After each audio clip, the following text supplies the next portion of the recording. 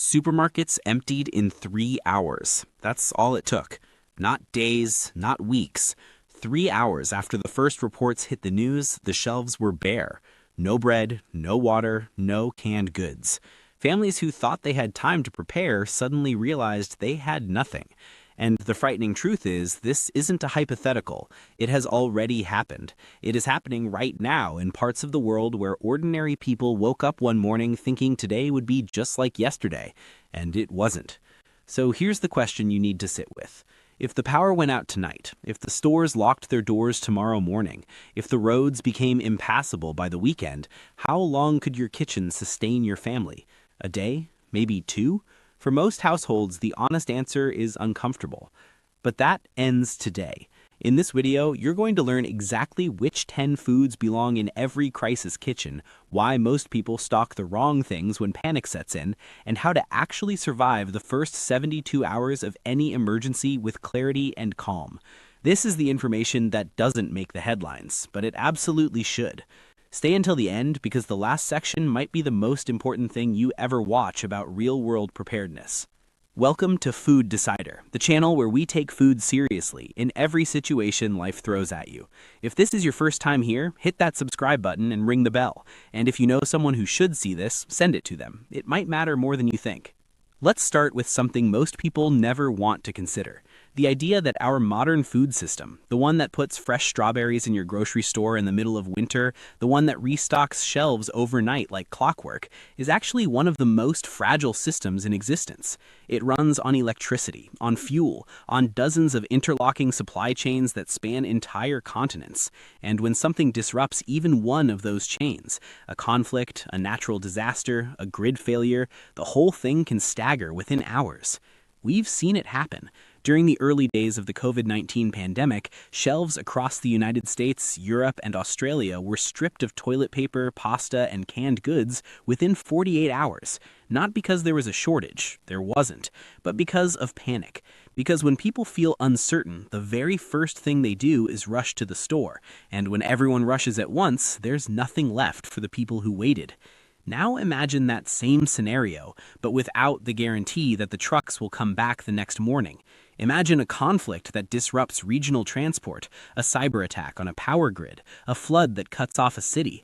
Suddenly, the problem isn't restocking shelves in 24 hours. The problem is, what do you have right now inside your home that can sustain your family for days or weeks?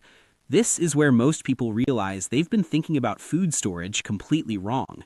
The instinct, when people do think about preparedness, is to grab what's familiar, what they normally eat. They stock chips and cereal and frozen dinners. They buy things that require the refrigerator, the freezer, a full pantry of supporting ingredients, none of which helps when the power is gone and the water pressure drops to nothing. The right approach is built around three non-negotiable qualities. First, shelf life. If a food can't survive months or years without refrigeration, it has no place in a crisis pantry. Second, versatility. In a crisis, you're not cooking elaborate meals. You need foods that combine easily with other basics, that work in multiple dishes, that don't require a long list of supporting ingredients. And third, real nutritional value. Surviving on empty calories for a week leaves you weak, foggy, and vulnerable. Your body needs energy, protein, and key minerals, especially under stress. Keep these three qualities in mind because every food we discuss from this point forward earns its place by meeting all three. And here's something else worth understanding before we get into the specifics. The families that have historically survived hardship, from the Great Depression to wartime rationing to modern conflict zones, they didn't survive because they had the most food. They survived because they had the right food and they knew how to use it.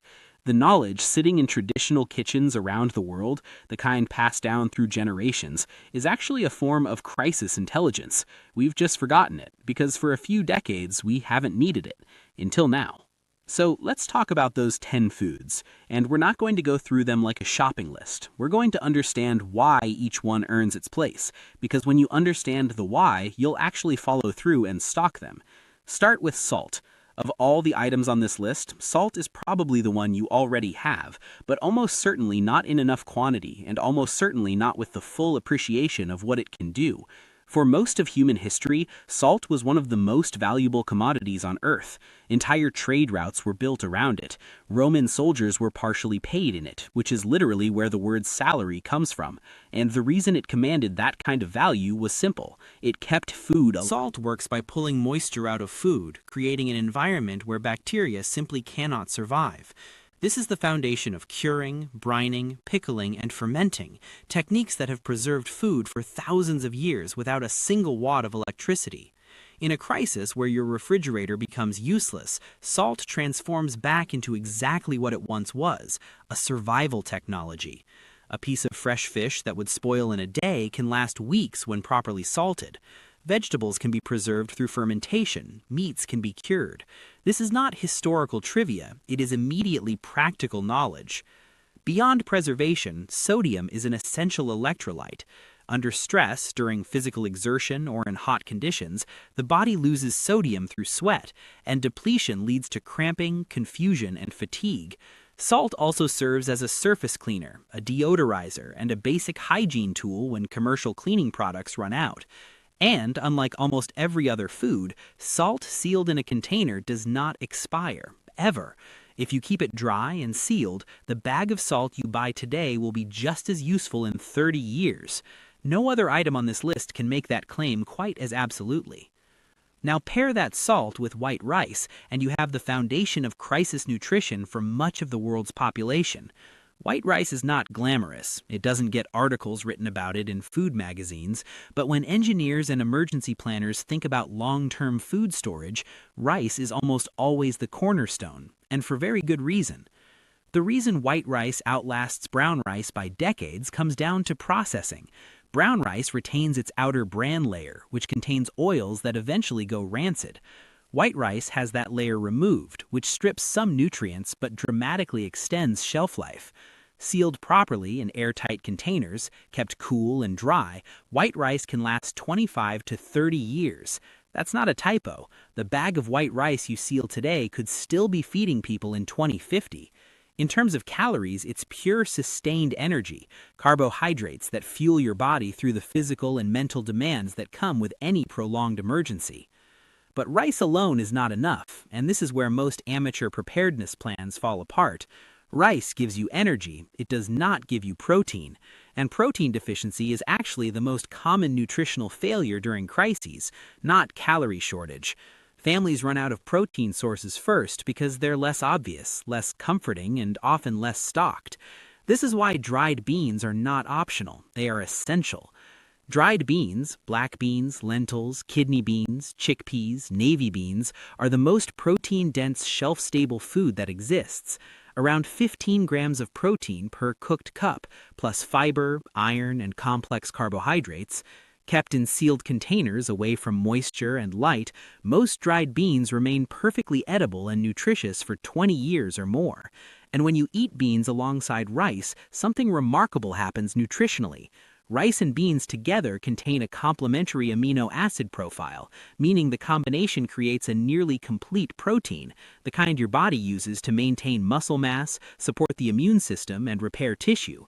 This is not a coincidence. Across cultures that have historically faced food scarcity, from Central America to West Africa to South Asia, rice and beans, or their equivalents, are the dietary foundation. Millions of people have survived on this combination alone. Add canned meat to that foundation and you significantly expand your protein options without adding any refrigeration requirement. A single can of tuna contains 20 to 25 grams of protein, plus essential fats that your body needs for brain function and hormone regulation. Canned sardines, chicken, and beef offer similar profiles. Most canned meats carry a shelf life of 3 to 5 years, often longer. They require no cooking, just open and eat. In the first chaotic hours of a crisis, when cooking might not be possible, that matters enormously. Fresh meat becomes a liability the moment power goes out. Canned meat becomes an asset. Pasta earns its place on this list for slightly different reasons.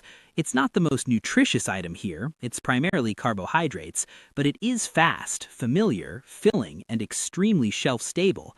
Dry pasta sealed away from moisture can last 3 to 5 years easily.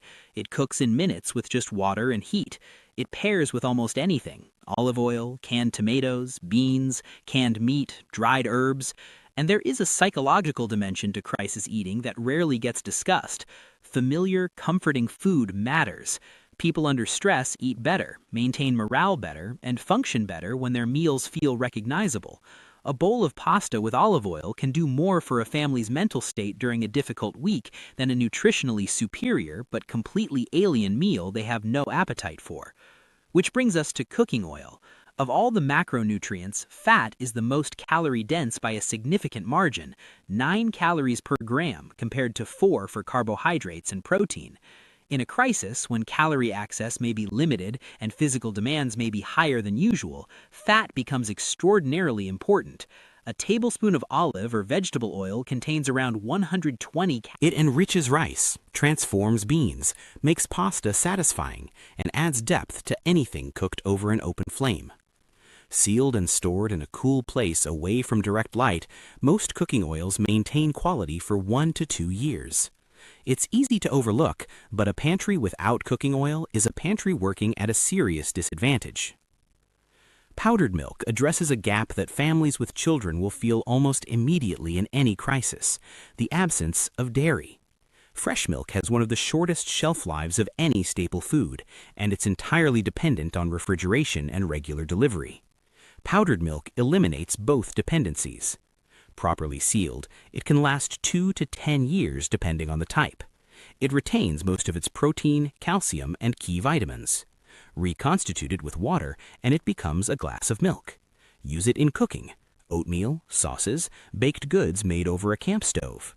It's not a perfect substitute, but in a world where the alternative is no dairy at all, it becomes invaluable, especially for children who need calcium for bone development and protein for growth. Sugar might seem like a luxury on this list, but it earns its place on multiple grounds. The most immediate is energy. When physical and mental reserves are depleted, which happens faster than most people expect during genuine emergencies, a spoonful of sugar provides rapid, easily absorbed calories that can restore enough function to make a critical decision or complete a necessary task. Beyond that, sugar is a preservative. Combined with fruit, it creates jams and preserves that extend the life of perishables. Combined with vinegar, it helps balance brines for pickling. Kept dry and sealed, sugar essentially never spoils. It's a small but highly functional addition to any crisis pantry. Honey goes further than sugar in almost every dimension. It provides quick energy, yes, around 60 calories per tablespoon, but honey also has genuine antimicrobial properties due to its low moisture content and natural acidity. It inhibits bacterial growth so effectively that archaeologists have discovered sealed honey in 3,000-year-old Egyptian tombs and found it still edible. No other food in existence can make that claim. Beyond its shelf life and energy content, honey has been used throughout history as a wound dressing, a cough suppressant, and a general health tonic. In a crisis where medical supplies may be limited, having a jar of honey is genuinely useful in ways that go far beyond sweetening your tea. And then there's white vinegar, the item on this list that most people would never think to stock, but which turns out to be one of the most versatile tools in a crisis kitchen. At roughly 5% acetic acid, white vinegar inhibits bacterial and mold growth strongly enough to be used as a food preservative. Pickling with vinegar is one of the oldest preservation techniques in the world, capable of extending the life of vegetables for months without refrigeration. But vinegar's utility goes beyond food. It is a powerful surface cleaner and disinfectant, important when sanitation becomes difficult. It removes odors, can be used as a fabric rinse, and has dozens of cleaning applications that become relevant when commercial cleaning products are no longer available. Sealed in its bottle, it lasts essentially indefinitely. It is inexpensive, takes up little space, and performs roles that no single other item on this list can replicate. Now, you've stocked these 10 foods, and then something happens. Maybe it's an airstrike, a flood warning, a grid failure. Whatever the crisis is, it arrives suddenly, and the first hours are unlike anything you've prepared for mentally. What do you do? The first and counterintuitive answer is stay where you are. The instinct in a crisis is to move, to get out, to go somewhere else, to do something. But in the first hours, information is almost always incomplete and often wrong. Roads may be congested, dangerous, or closed. The place you're fleeing to may be no safer than where you are. The single greatest advantage you have in the first hours is your own familiar environment. You know where things are, you know the layout, you know your neighbors. An unfamiliar location under stress creates more danger, not less. Use that time inside wisely. Charge every device you have: phones, tablets, power banks, rechargeable flashlights. Fill every large container you can find with water, because municipal water pressure and treatment are often among the first systems to be compromised in a large-scale emergency. And then be very deliberate about your information sources. Social media in the first hours of a crisis is almost uniformly unreliable. Rumors spread faster than facts. Misinformation creates panic, and panic leads to decisions that cost lives. Choose one or two sources you trust: a national broadcaster, an official emergency management account. Check them periodically, and do not make major decisions based on anything you read in a comment section. On that note, keep a low profile. Don't broadcast your location publicly. Don't draw attention to your preparations or your supplies. This sounds paranoid in ordinary life, and it is, but in genuinely destabilized situations, it is simply prudent. When it comes to your food and supplies, the discipline required is harder than it sounds. Do not overconsume on day. The psychological response to uncertainty is often to eat. It's comforting, it's familiar, it occupies the mind. But crises rarely resolve in 24 hours, and if you treat day one like a normal day of eating, you may face serious shortages by day 4 or 5. Start rationing immediately, but do it thoughtfully. Prioritize calorie density and protein, and make sure everyone in your household is actually eating, not just the adults. Your physical condition in a crisis is not a secondary concern, it is a primary one. Dehydration impairs judgment faster than almost any other physical factor. Even mild dehydration reduces cognitive function noticeably. Drink water consistently, even if you don't feel thirsty. Maintain body temperature. Cold, like dehydration, degrades decision-making. Get rest when you can. A person who is hydrated, warm, and reasonably rested makes dramatically better decisions under pressure than someone who isn't, and in a crisis, the quality of your decisions is often the difference between an outcome you can live with and one you can't. Finally, and this is perhaps the most important piece of advice in this entire video, delay major decisions for as long as you safely can. The urge to act, to decide, to commit to a plan is overwhelming in a crisis. It feels like passivity is dangerous, but hasty decisions made on incomplete information in the first hours of an emergency are responsible for an enormous proportion of avoidable harm. Wait for reliable information. Let the picture clarify. The decision you make on hour 6, when you have some facts, will almost always be better than the decision you made on hour 1, when you had none. Here's what it comes down to. The 10 foods we've talked about: salt, white rice, dried beans, canned meat, pasta, cooking oil, powdered milk, sugar, honey, and white vinegar, are not exciting. They're not trendy. They won't appear in a fine dining review or go viral on a food blog. But they represent something that has been proven across thousands of years of human history, across dozens of cultures, across every kind of catastrophe imaginable. These are the foods that sustain life when everything else fails. Look around your kitchen right now. How many of them do you have? Not just a small amount, enough to actually matter, enough to last a week, 2 weeks, a month.